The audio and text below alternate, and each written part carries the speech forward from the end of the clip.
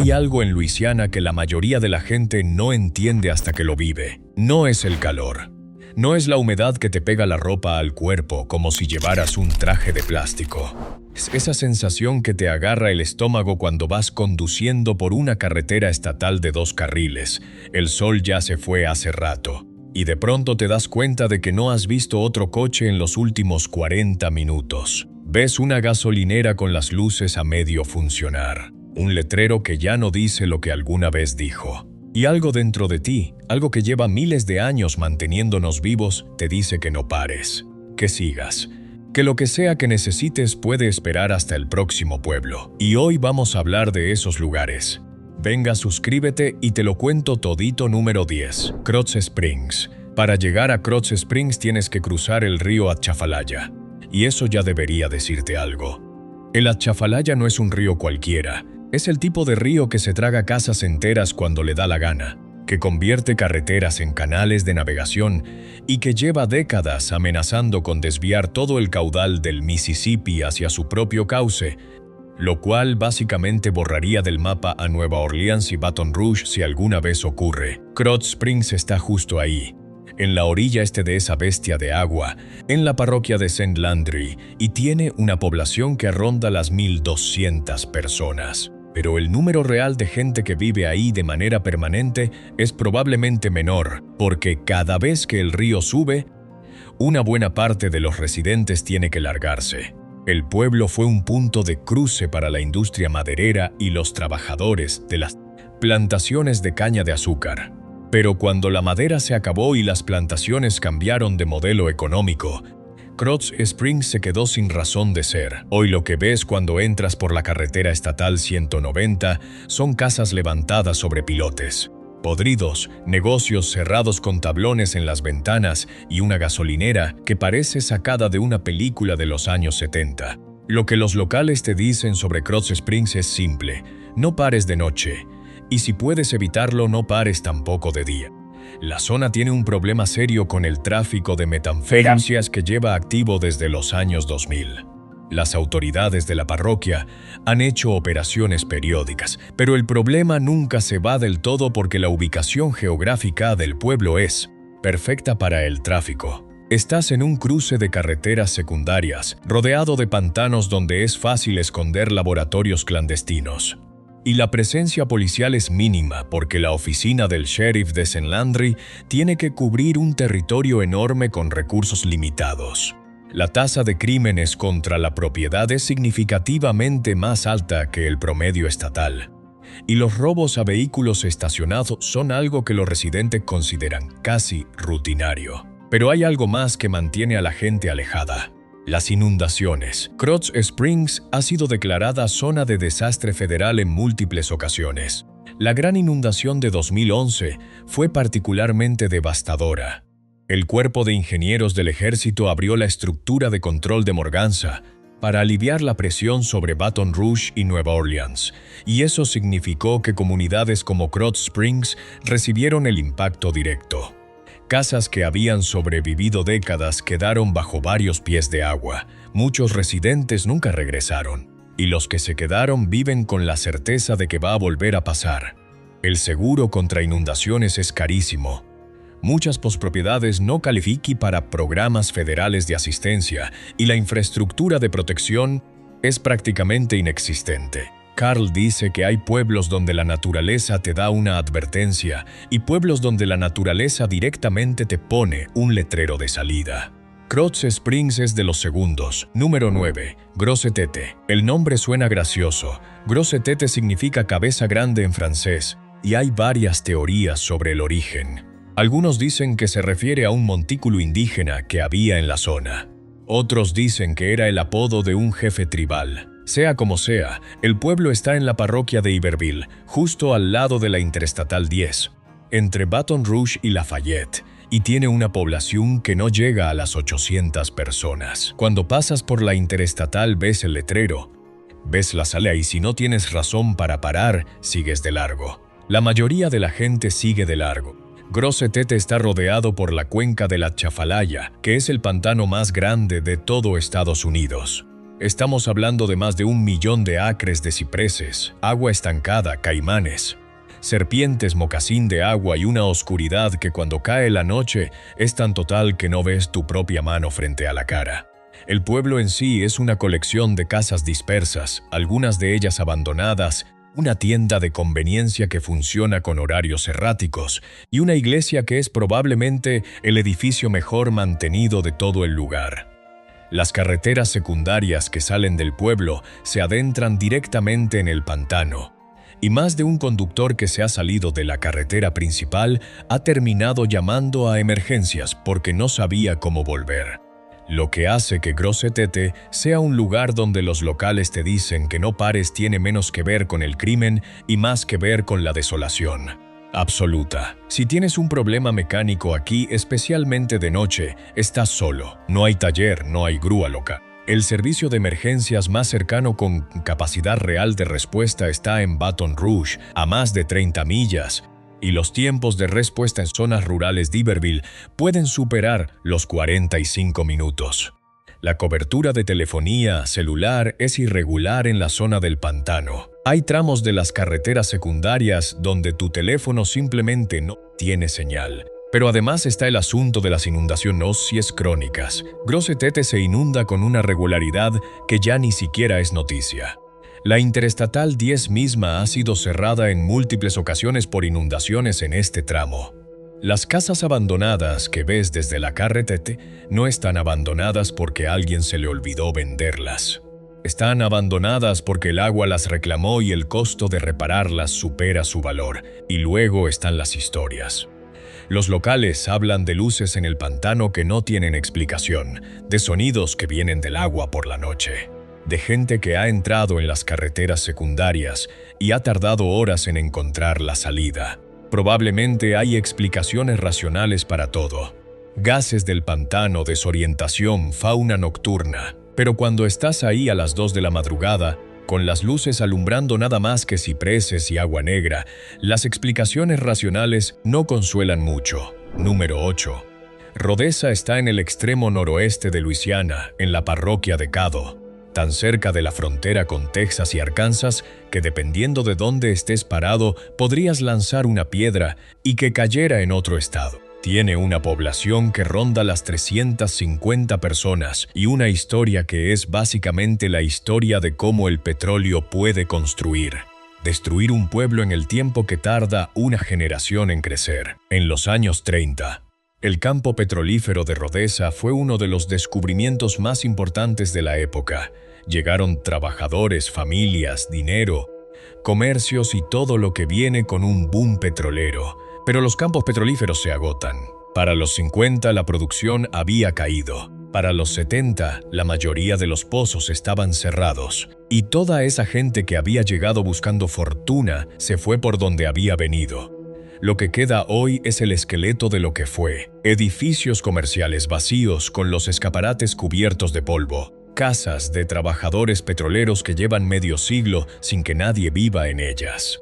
Estructuras de bombeo oxidadas que todavía se ven desde la carretera como monumentos a una prosperidad que ya pasó. La gasolinera del pueblo, si es que todavía se puede llamar así, tiene un aspecto que no invita exactamente a parar. Los surtidores parecen de otra época. El toldo está medio caído y el interior de la tienda tiene una iluminación que Carl describe como la cantidad justa de luz para que no puedas ver. Bien, pero sí lo suficiente para saber que no quieres ver más. El aislamiento es el problema principal. Rodessa está lejos de todo. La ciudad más cercana con servicio postcompletos es Shreveport, a más de 40 millas por carretera sin iluminación ni arcén que atraviesan zonas boscosas donde ciervos, jabalíes y coyotes cruzan sin previo aviso, de noche. Estas carreteras son un ejercicio de confianza ciega en tus faros y tus reflejos. Los pocos residentes que quedan son en su mayoría personas mayores que nacieron ahí y no tienen intención de irse. Son gente amable en su mayor parte. Pero también son gente que no ve con buenos ojos a los desconocidos que paran sin razón aparente. En pueblos así de pequeños, todo el mundo conoce a todo el mundo, y un coche con placas de otro estado que se detiene en la gasolinera a las 10 de la noche genera más sospecha que curiosidad. No es hostilidad exactamente. Es la cautela que desarrollas cuando vives en un lugar donde la ayuda está lejos y los problemas. Cuando llegan, tienes que manejarlos tú mismo. Número 7. Waterproof. Si hay un pueblo en Luisiana cuyo nombre es una broma cruel del destino, es waterproof. El nombre significa a prueba de agua en inglés, y sin embargo este pueblo se ha inundado tantas veces que los residentes ya perdieron la cuenta. Está en la parroquia de Tensas en el noreste del estado, justo al lado del río Mississippi, y tiene una población que apenas supera las 600 personas. Alguna vez tuvo más de 2,000. La historia de Waterproof es una historia de erosión en todos los sentidos. Durante la primera mitad del siglo XX era un centro comercial regional con tiendas, un banco, un cine y vida comunitaria real. Pero la mecanización agrícola eliminó empleos, las inundaciones destruyeron propiedades y los comercios cerraron porque no había suficientes clientes. Los que quedaban tuvieron que conducir hasta Vidalia o Natchez para comprar lo básico. Hoy Waterproof es un pueblo donde la calle principal tiene más edificios cerrados que abiertos. El banco cerró, el cine cerró hace décadas. La escuela sigue funcionando pero con una matrícula que es una fracción de lo que fue. La infraestructura está en un estado que va de deteriorado a peligroso. Las calles tienen baches que no se reparan porque el presupuesto municipal no alcanza. El sistema de agua potable ha tenido violaciones de las normas de calidad del agua de Lea en múltiples ocasiones. Los residentes han reportado problemas con el color, el olor y el sabor del agua que sale de sus grifos. La tasa de pobreza en Waterproof supera el 60%. Eso no es un error tipográfico. Más de la mitad de la población vive por debajo del umbral federal de pobreza. El ingreso per cápita está entre los más bajos de todo el estado de Luisiana, que a su vez tiene algunos de los indicadores económicos más bajos de todo el país. Cuando más de la mitad de un pueblo es pobre según los estándares que el gobierno federal usa para definir pobreza, lo que tienes es una comunidad donde los servicios básicos se desmoronan porque no hay base impositiva para sostenerlos. Los conductores que pasan por la carretera 65 y ven el letrero de Waterproof generalmente no paran. No porque haya un peligro inmediato esperándolos, sino porque no hay nada que buscar, no hay restaurante abierto, no hay tienda de conveniencia con horario regular. No hay motel donde pasar la noche con la certeza de que vas a tener agua caliente y una cerradura que funcione. Lo que hay es un pueblo que se está apagando lentamente, y la única pregunta es cuánto tiempo va a tardar en apagarse del todo. Número 6. Mer Rouge está en la parroquia de Morehouse en el noreste de Luisiana y tiene una población de alrededor de 500 personas. Desde la carretera parece un pueblo rural más, con sus casas de madera, su iglesia bautista y sus calles de soja extendiéndose hasta donde alcanza la vista. Pero Mer Rouge tiene una historia que mancha todo lo que ves cuando pasas por ahí, y esa historia tiene nombre propio, el Ku Klux Klan. En 1922, Mer Rouge fue el escenario de uno de los episodios más oscuros del Klan en Luisiana. 2 hombres, Watt Daniel y Thomas Richards, fueron secuestrados y asesinados por miembros del Klan local. Sus cuerpos mutilados aparecieron semanas después en un lago cercano. El caso provocó una investigación federal porque las autoridades locales, muchas simpatizantes del Klan, se negaron a actuar. El escándalo fue nacional, pero nadie fue condenado. A pesar de que todo el mundo sabía quiénes eran los responsables, el gran jurado se negó a emitir acusaciones. Los asesinos vivieron el resto de sus vidas en la comunidad como ciudadanos respetados. Hoy el pueblo no tiene nada que ver con el Klan activo, pero la herencia de violencia racial dejó marcas profundas. La parroquia de Morehouse tiene tasas de pobreza que superan el 35%. El desempleo es crónico. Los jóvenes se van porque no hay oportunidades más allá de la agricultura. La infraestructura educativa es precaria, con escuelas que luchan por retener maestros. Cuando conduces por la carretera que atraviesa Mer Rouge, lo que ves es quietud. Demasiada quietud para un pueblo que alguna vez tuvo vida comercial y social. Las casas están ahí, pero muchas parecen vacías. Los negocios de la calle principal son en su mayoría recuerdos. Y si paras a preguntar, Los pocos locales que hablan contigo te van a decir que aquí no hay nada que ver, que sigas tu camino, que este pueblo ya dio todo lo que tenía que dar. Carl dice que hay lugares donde la historia pesa más que los edificios. Y Mer Rouge es uno de esos lugares donde puedes sentir el peso aunque no sepas exactamente de dónde viene. Suscríbete para hacerme ver que estos vídeos ayudan y tienen sentido. Número 5. Edgard. Edgard está en la parroquia de Saint John the Baptist, a unas 35 millas río arriba de Nueva Orleans, y es la sede parroquial. Tiene una población de alrededor de 2.500 personas. Y está en el corazón de lo que los activistas medioambientales y los investigadores científicos llaman Cancer Alley, el corredor del cáncer. Cancer Alley es un tramo de aproximadamente 85 millas a lo largo del río Mississippi entre Baton Rouge y Nueva Orleans, donde se concentran más de 150 plantas petroquímicas y refinerías. Los residentes de esta zona, mayoritariamente afroamericanos y de bajos ingresos, llevan décadas reportando tasas de cáncer y enfermedades respiratorias significativamente más altas que el promedio nacional. Edgard está particularmente afectado porque tiene instalaciones industriales importantes en sus inmediaciones. La planta de Denka Performance Elastomer, que produce cloropreno, ha sido señalada por la EPA como una fuente significativa de emisiones tóxicas. El cloropreno es clasificado como un probable carcinógeno humano y los niveles en el aire de Edgard han sido en ocasiones cientos de veces superiores al nivel que la EPA considera seguro. Los residentes han protestado y presentado demandas, pero las plantas siguen operando. Lo que hace que Edgard sea un lugar donde no quieres parar no es el crimen callejero ni las carreteras vacías, es el aire que respiras, literalmente. Cuando conduces por la carretera 61 que atraviesa la zona, puedes ver las chimeneas industriales a ambos lados, las antorchas de gas que queman las 24 horas del día y los tanques de almacenamiento que contienen sustancias cuyos nombres químicos mayoría de la gente no puede pronunciar. El olor es metálico, químico, y en días de mucho calor y poca brisa se queda pegado a la ropa y al pelo. Los residentes que pueden irse se han ido. Los que se quedan son en su mayoría personas que no tienen recursos para mudarse o que se niegan a abandonar hogares que han estado en sus familias durante generaciones.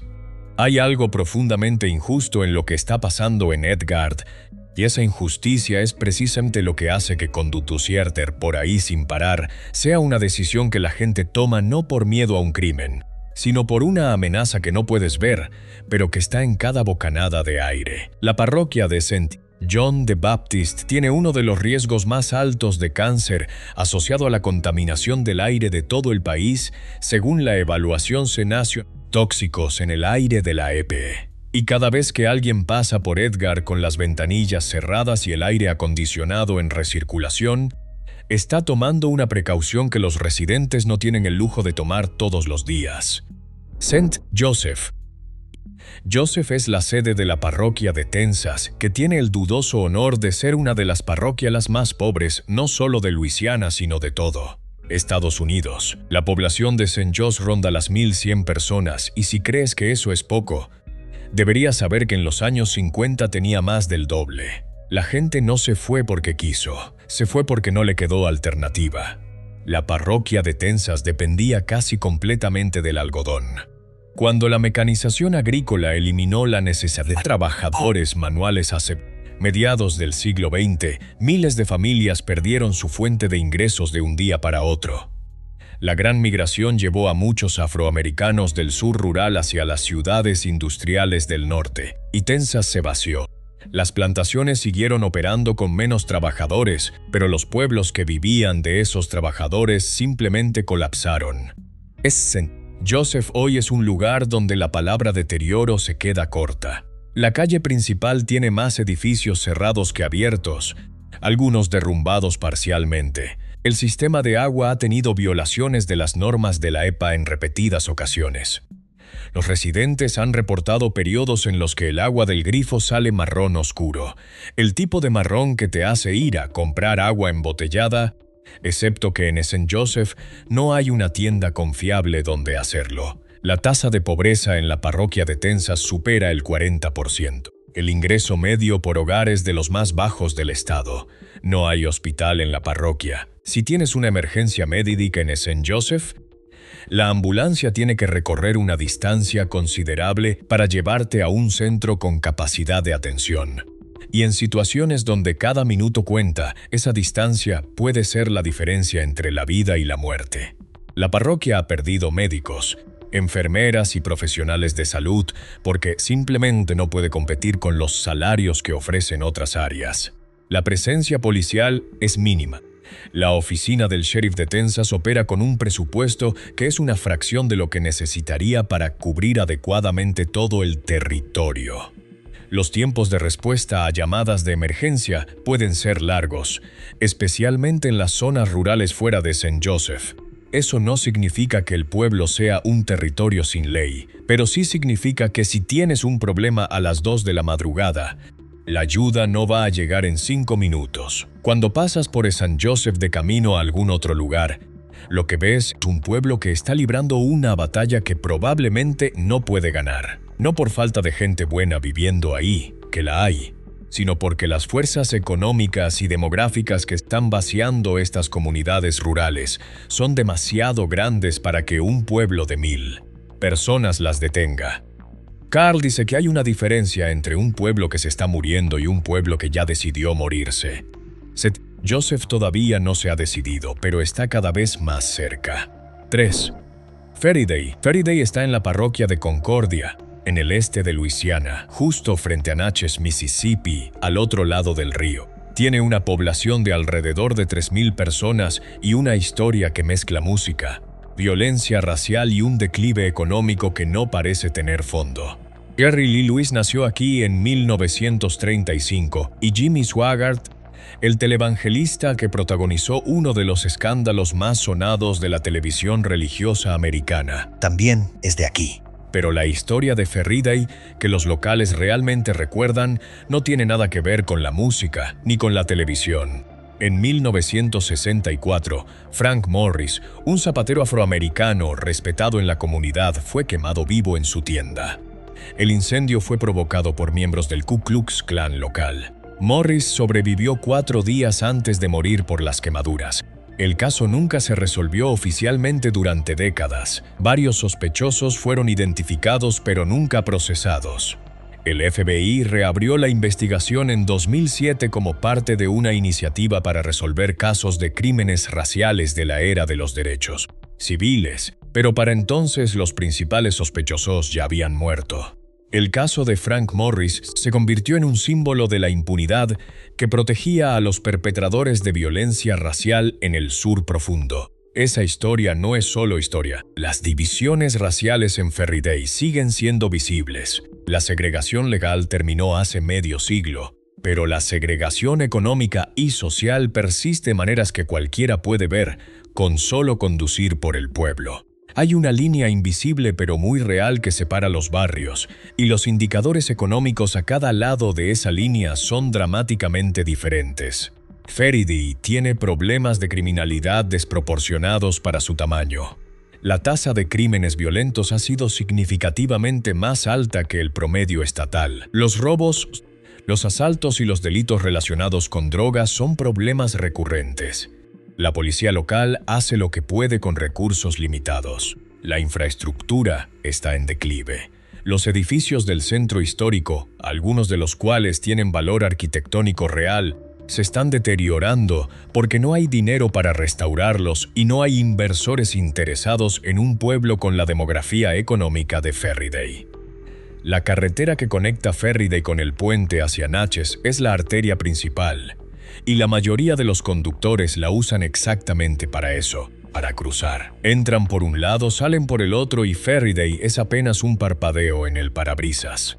Los locales que te aconsejan no detenerte no lo hacen porque sean hostiles, lo hacen porque saben lo que hay.